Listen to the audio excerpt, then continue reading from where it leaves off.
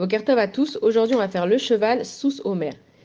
Hine kaine avadim el yad adoneem, keene shifra al yad gevirta, ken ainenu el Hashem elokenu ad sheyechonenu. Vois, de même que les yeux des esclaves sont tournés vers la main de leur maître, de même que les yeux de la servante se dirigent vers la main de sa maîtresse, ainsi nos yeux sont tournés vers Hachem notre Dieu jusqu'à ce qu'il nous prenne en pitié. Alors avant l'invention du moteur, l'homme y dépendait du cheval, pardon. Et c'est pour ça que jusqu'à aujourd'hui, la puissance d'un moteur, elle est mesurée en chevaux. Et le cheval, en fait, il va servir l'homme et il va travailler pour lui. Et en échange, l'homme, il va s'occuper de lui. Et le cheval, en fait, ça peut lui arriver de se rebeller contre son maître, parce qu'il a un libre arbitre et que s'il n'est pas content, il peut se rebeller.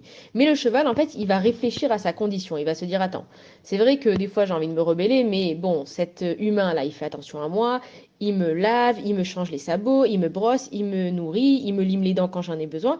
Et donc en vrai, j'ai pas vraiment de raison de me rebeller. Et que même si des fois je suis pas content qu'il me fait travailler trop ou qu'il me fait aller dans des endroits où j'ai pas envie, vaut mieux pas pour moi que je me rebelle parce que finalement, si je réfléchis, je suis pas aussi mal que ça.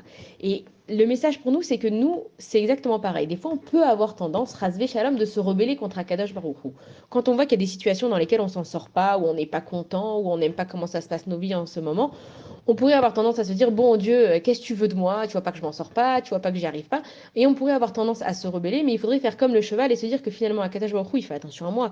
Hachem, il m'envoie la santé, il m'envoie la parnassa, il m'envoie des enfants, il me protège chaque jour. Je vais sur l'autoroute, je vois un accident qui s'est passé 5 minutes avant moi, ça veut dire que Akadosh Baruch Hu, il m'a protégé.